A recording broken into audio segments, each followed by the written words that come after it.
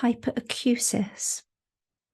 Now, like misophonia, this type of increased sound sensitivity can lead to anxiety, avoidance, and social isolation. And some sufferers may develop a phobia known as phonophobia, which is fear of loud noises, and it's kind of linked in with that anticipatory anxiety that you might hear the sound.